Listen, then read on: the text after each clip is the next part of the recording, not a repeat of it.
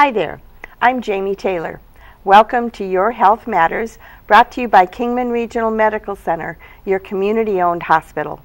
This program focuses on healthcare issues relevant to you and your family, or on programs and services that we offer here at KRMC.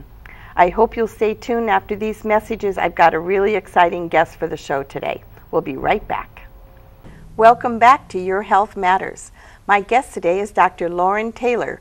He's an OB/GYN here at KRMC. Thanks for being on the show today, Dr. Taylor. Thanks for having me. So you've been with the Kingman group for quite a while. When did you start as a doctor here? I came here and interviewed in December of 2002. Okay. So I'm in my 9th year. Wow. Actually, going on 10, yeah. Right? Because it's 2012 already. Yeah, I came here in July of 2003. So. Okay, very good. Yeah. So you worked with Dr. Jackson. Was Tedesco here then already? Tedesco has been here for about 20 years. Oh, wow. Yeah, so that's quite a crew that you joined up with, and Dr. Lemansky. So there's, I'd say 3.5, because Jackson does family medicine on the side, right? Yeah, I was trying to think of it today. There's a little over 70 years of experience between the four of us. That's awesome. And it's a really important role because there's lots of babies being born in Kingman. I hear that Brahms lullaby going off overhead all the time. Yeah. We're averaging, what, about 650 births a year? Uh-huh. It's more or less about that every year. Right, yeah, so that's great. That's like, 2 a day at least. Yep. It's probably some days more, huh? So you have a new group. It's the same group, but you have a new name. It's Kingman OB/GYN Associates, correct. Right? And it used to be part of the Serbat Medical Group, but we've kind of separated out. So you've got family medicine and internal medicine and the OB/GYN group there. Right. So now, when you came to Kingman, where were you before that? I was in my residency training program in Detroit. Oh, okay. Actually, a little city called Wyandotte that was part of the Henry Ford Health System. Oh, okay, I've heard of Wyandotte. Yeah, very good. Okay, so you've been here since 2003, and you've seen a lot of babies being born. Yeah. What are some of the issues, if you would, that the healthcare issues for new moms that you think are the most prevalent here in Kingman? Well, amazingly, and I'm not alone in thinking this. There is a lot of pathology here in Kingman. What does that mean? We see a lot of disease. We see a lot of high-risk situations. For pregnancy. Yeah, in both our pregnant population and our female population. Right, because you do the GYN side as well, the gynecological. I have to be bad at sometimes I use too many acronyms to make sure everybody understands what we're talking about here. I've got a video from the Mayo Clinic Medical Edge I thought we'd watch for just a second, and it talks about some of the pregnancy issues, and then we can lead in the second half, maybe talk a little bit more about gynecological. Sure. So we'll watch this video real quick together. Pregnancy is a time of anticipation, wonder, and joy, but it's also a time filled with lots of questions. Is my baby growing properly? When will the nausea stop? Or how will I know I'm in labor? Mayo Clinic released a new book to help expectant parents get the answers and info they need while they're waiting for that bundle of joy to arrive. So this is the nursery. Bess Vincent is pregnant with her first baby. Yeah, I'm having a girl, and we're going to name her Sophie. So far, things have gone pretty smoothly. I had, your typical nausea and things in that first trimester. Oh, you see it's ready for the drop of blood. Then Bess found out she developed gestational diabetes. I've been able to keep all my blood sugar numbers in check through diet and a small amount of medication. Still, like most parents-to-be, Bess and her husband Sean have had lots of questions along the way. What's happening in what stage? How quickly are they growing? Like, how's the diabetes going to affect things, Questions like these are what prompted Mayo Clinic to publish a new book on pregnancy. Mayo Clinic Guide to a Healthy Pregnancy is our new pregnancy book. It's written by a panel of Mayo Clinic physicians with expertise in fertility, obstetrics and gynecology, high-risk obstetrics, and even pediatrics. Dr. Myra Wick says there's also input in the book from nurses, midwives, and dietitians. It's divided into sections: enjoying a healthy pregnancy, pregnancy month by month, baby is finally here, important decisions of pregnancy, including information on genetic testing, symptoms guide, and complications of pregnancy and childbirth. For Bess, the book helped answer two of the most common questions women ask when they're pregnant. First, about nausea. I was really ready to find out, when is this going to end? Second, about labor. Can you explain to me what a contraction is? What am I looking for here? I'm assuming that when it happens, I'll know. Yep, Bess knew. Baby Sophie arrived 5 weeks early, but both mom and baby are doing well. Dr. Wick says the Mayo Clinic Guide to a Healthy Pregnancy can help answer many questions. But if something concerns you at any time during your pregnancy, contact your healthcare provider. For Medical Edge, I'm Vivian Williams. So in that video, of course, it's talking about pregnant now what, and that's always, of course, the next, I mean, when you first get the news, you're really excited, but then it's not what do I do? How do I take care of myself? And when a woman comes to you for the first time with her finding out for sure she's pregnant, and then what kind of things do you give them to make sure they have a successful pregnancy? Well, when they come to our office, they will get a whole packet with literature that will help them to manage their pregnancy and to kind of explain what's going on through each trimester and throughout the growth of their baby. That's great, because I mean your body's going through a lot of changes, obviously, through that whole cycle, and it's lots of questions, I'm sure. Yeah.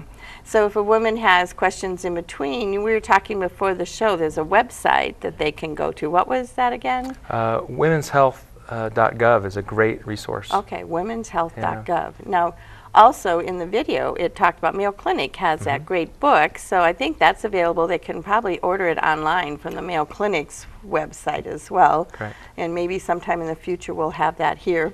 But I know that the doctors, the OBGYNs, and you kind of partner together, my understanding, so a patient will see maybe each of you, so that way whoever happens to be on call the day that the big moment arrives, they'll know that physician, right? Correct. You know, sometimes patients don't really have a problem seeing everybody and having a particular person deliver them that maybe they haven't seen all the time. But we try and encourage everybody to see each practitioner at least once, and then they can kind of pick who they want to go with. Okay. Okay. So you do kind of have, if it's during the day and on a regular day, that they could say, oh, Dr. Lemansky or Dr. Taylor's my doctor, so that's who's going to come and deliver my baby. Sure, and that happens all the time. Oh, does it? Yeah. Okay, good. Yeah. But in the middle of the night, if someone's on call, they're kind of going to get who's on call, right?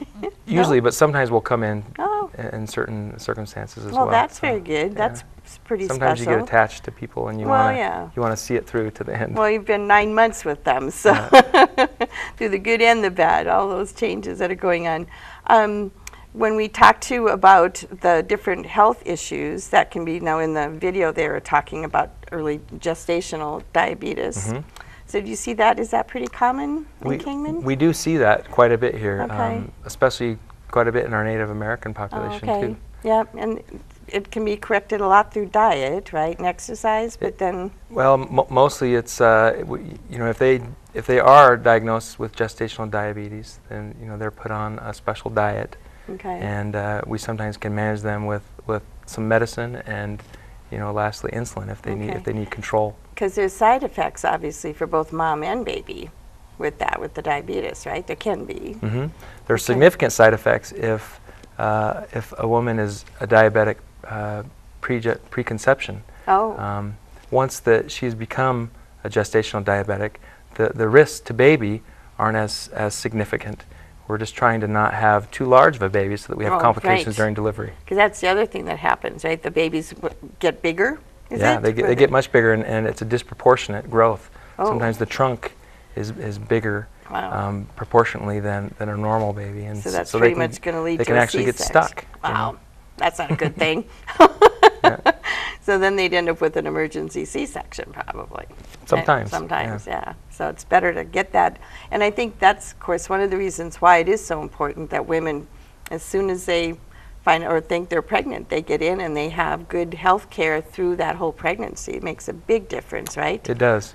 Ideally, we like to see them before they conceive so that we can screen them for certain immunities. So when they're thinking about starting a family, they should come and see you first. Absolutely. That's a good point. I hadn't thought about that. So we can make sure that they're on folic acid, and we've screened them for rubella and varicella, which is you know German measles and chickenpox. Right. So if they haven't had the shots, immunizations. Yeah, we and can get immunize them at baptized. that time. Very good. Yep. Now, what does folic acid do exactly? I've heard of that before, but I have to admit, I was pregnant a long time ago.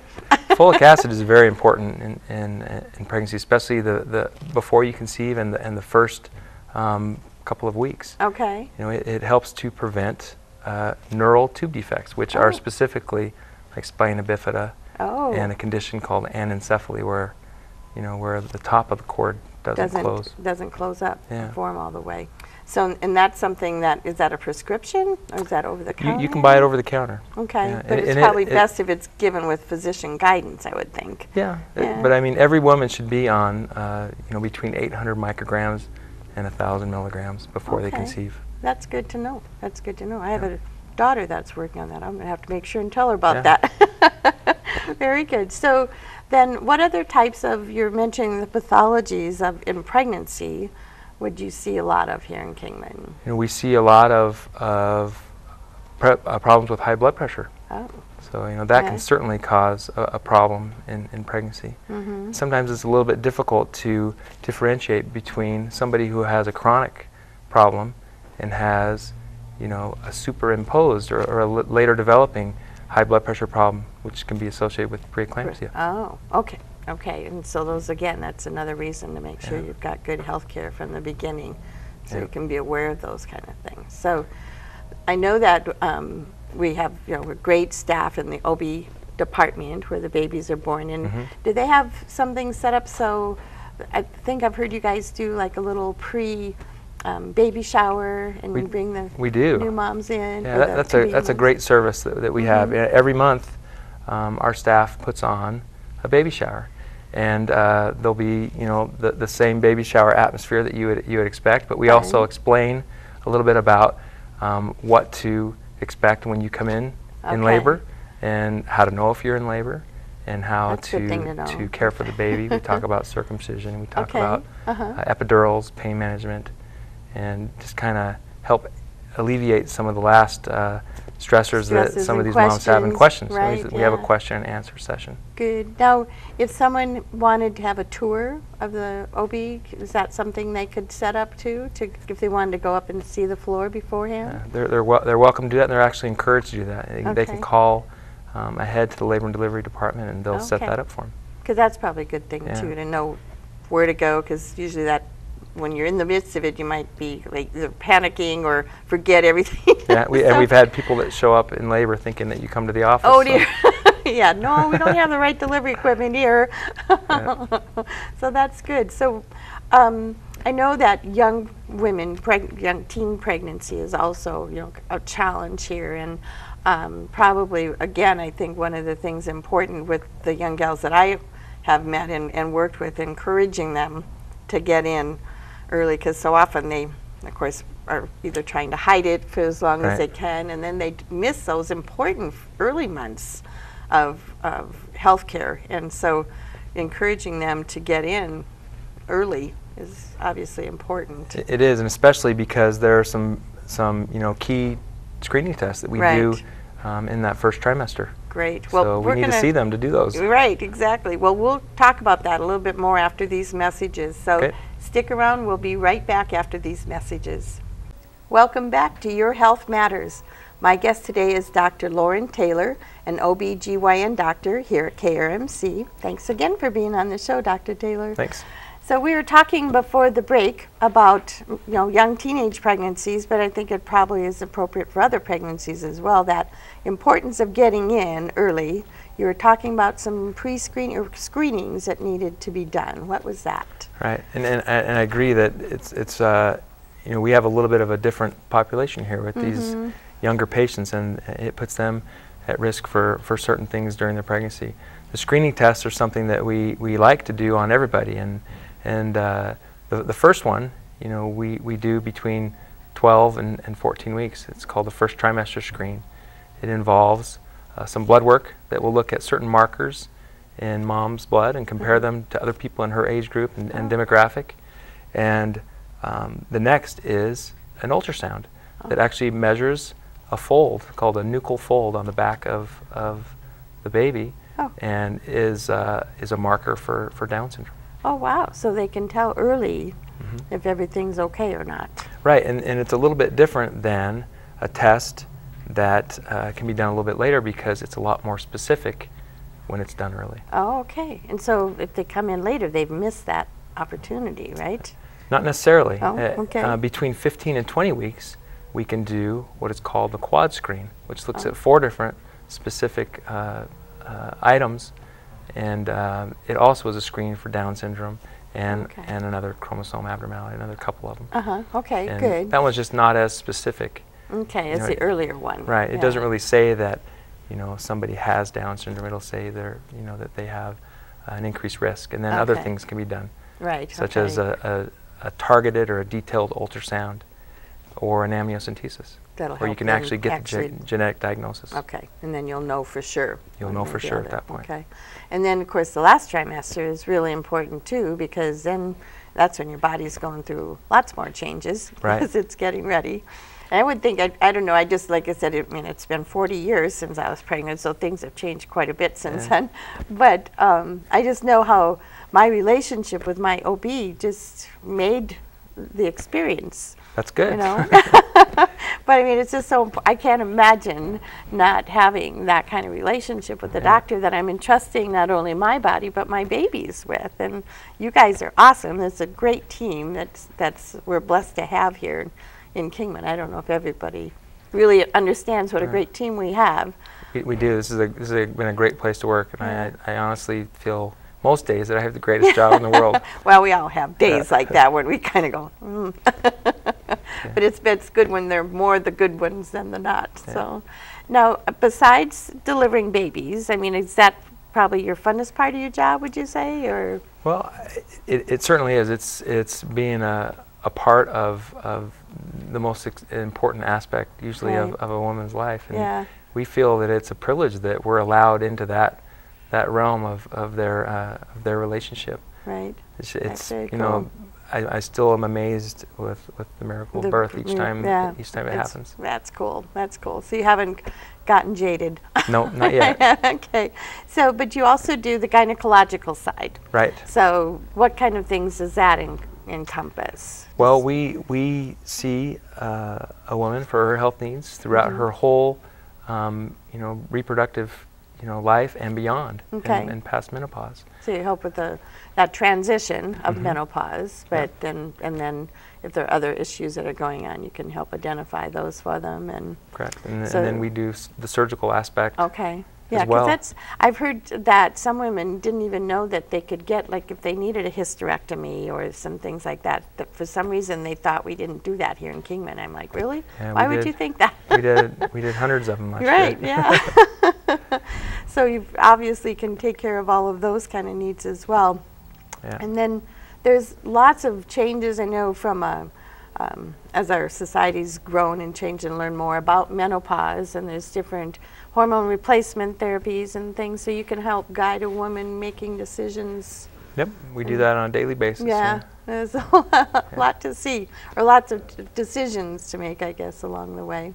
Now, I'm going to swing back to our birth process again, when we were talking about being there during the birth, and then for the day or so after. They don't get to stay very long anymore. What is it, 24 hours that they're? Generally, we like to keep mom and baby for 24 hours postpartum. Yeah. And you know, a lot of times they're anxious to get out and unless it's their second or third one. Yeah. Sometimes they need a little break from the rest of the kids. That's what I would think, at least. I know my second one, I was like, I have to go home already. Yeah. And after a cesarean section, they usually stay 2 postoperative days, sometimes a third if they need it. Okay. But then we have staff, I think, on the OB floor as well, that's there to help if moms are want to breastfeed and help them make those decisions and in that transition as well too. They actually encourage that, you know, more than ever. Even in the last few years since I've been here, I've seen a big shift towards more breastfeeding. That's great. And the baby rooms in with the mom as well. So that's nice too. The baby can be right in the room with her. And sure. And the dads can spend the night now too, right? Is right. That part they of have that little process? flip-out chairs that convert to a bed, so dad can stay throughout the whole stay.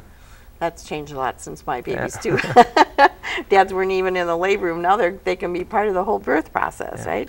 So do you encourage the dads to come for the the pre-birth, do you have classes for dads or anything like that? There are birth classes offered by the hospital. Okay. And we encourage Dad to come to every visit if he wants. So. Good. Yeah. And some do. Yeah, good. Yeah. They're really involved in it. That's great, because I think that makes a big difference too. And if they're there in the birth, it's probably good if they know a little bit ahead of time what's going to happen, what to expect.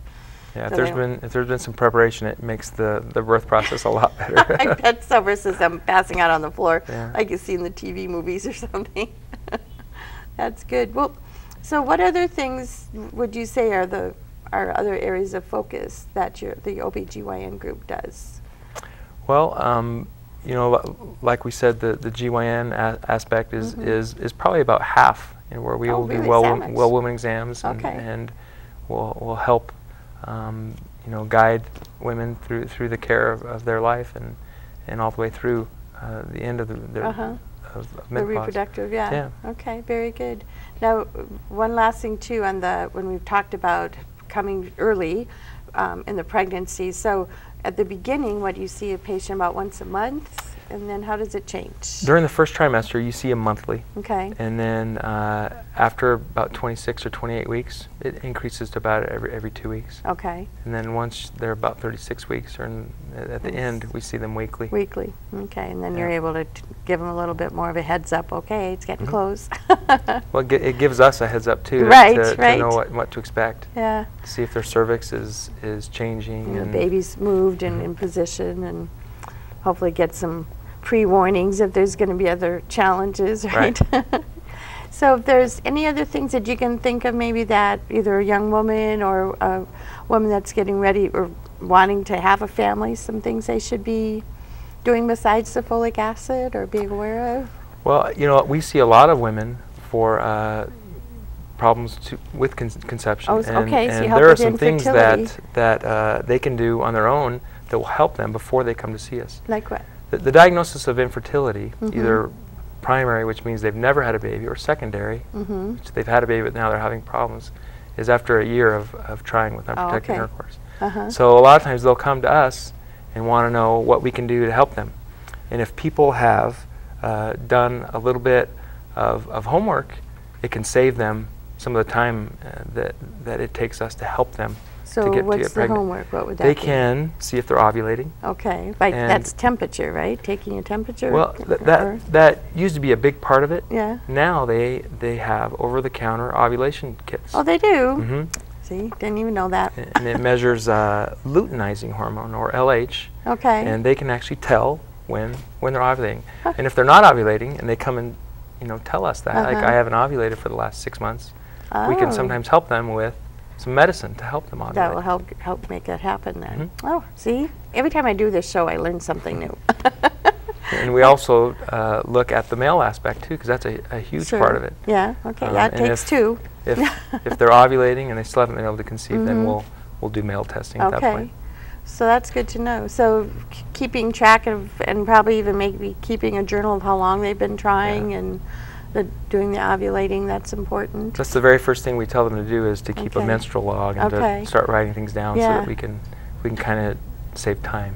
So, and you can help too then with the menstrual cycle, those that either have severe cramping or they're not regular, those types of things, you can help them with getting on the right birth control program, something like that as well. Yeah, that's a big part of our GYN practice. Okay. Well, I know you have a new phone number. What was that again? It's 681-8705. Okay, 681-8705. That's the new number for Kingman OBGYN.